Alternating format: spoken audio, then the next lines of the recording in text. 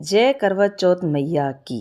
दोस्तों, आइए आज हम बताते हैं आपको कि करवा चौथ क्यों मनाई जाती है और इसकी असली कहानी क्या है जो कोई नहीं जानता, वो आज हम आपको बताएंगे। कार्तिक की चतुर्थी का नाम करवा चौथ कैसे पड़ा? इसकी कहानी कुछ और ही है। सब अलग अलग कहानियां बताते हैं। असल में ये करवा नाम की एक दूसरी स्त्री की कहानी है जिसने सावित्री की ही तरह अपने पति के प्राण यमराज से बचा लिए थे। सनातन परंपरा में सुहागिन महिलाओं द्वारा करवा चौथ का व्रत रखा जाता है। ये व्रत हिंदू परंपरा का खास प्रतीक है। विवाह और दाम्पत्य की मधुरता और पवित्रता का प्रतीक ये त्योहार हर तरीके से बेहद खास होता है। इस व्रत की कहानियों में एक स्त्री बीरावती की कथा बहुत प्रसिद्ध मानी जाती है। बीरावती एक सेठ की पुत्री हैं और उसके 7 भाई हैं। करवा चौथ के व्रत के दिन वह भूल से बिना चांद देखे भोजन कर लेती हैं। इससे उसके पति की मृत्यु हो जाती है। बाद में वे पश्चाताप और अनुष्ठान करती हैं जिससे उसका पति जीवित हो जाता है। करवा चौथ के तौर पर लगभग सभी ने ये कथा सुनी है। यमराज का वरदान है करवा चौथ। असल में यह सिर्फ व्रत का लाभ बताने वाली कथा है। कार्तिक की चतुर्थी का नाम करवा चौथ कैसे पड़ा, इसकी कहानी कुछ और ही है।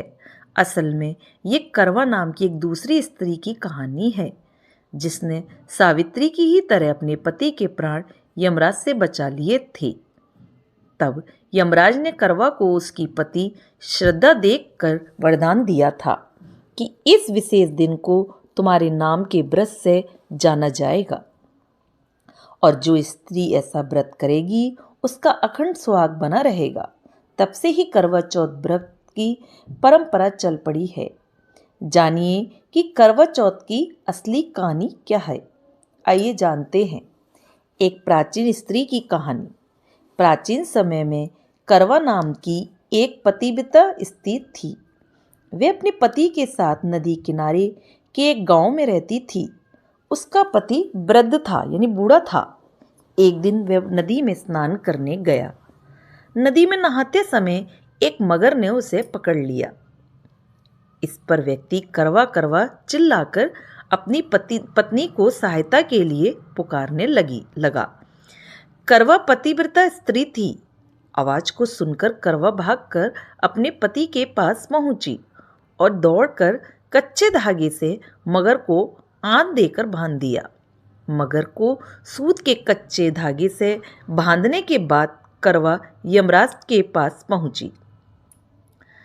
सीख का यह है महत्व। वे उस समय चंद्रगुप्त के खाते देख रहे थे। करवा ने 7 सीके ले उन्हें झाड़ना शुरू किया। यमराज के खाते आकाश में उड़ने लगे।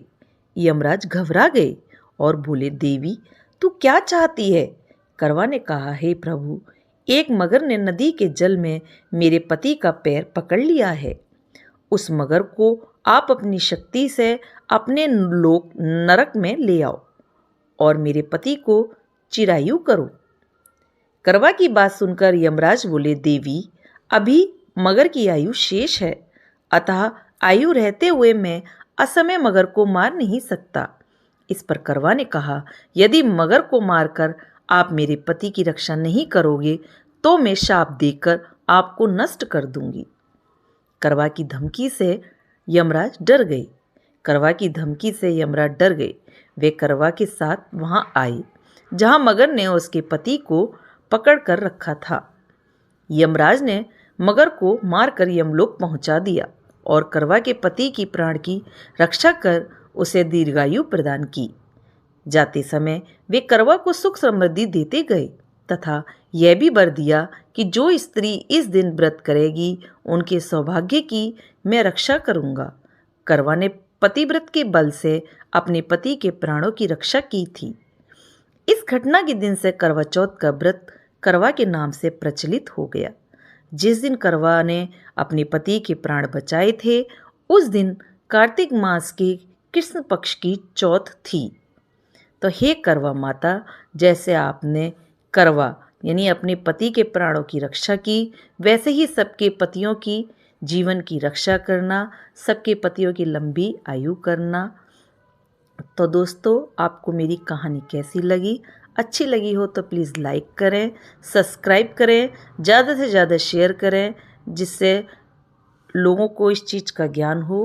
कहानी देखने के लिए, सुनने के लिए आप लोगों का मेरे चैनल पर बहुत बहुत धन्यवाद।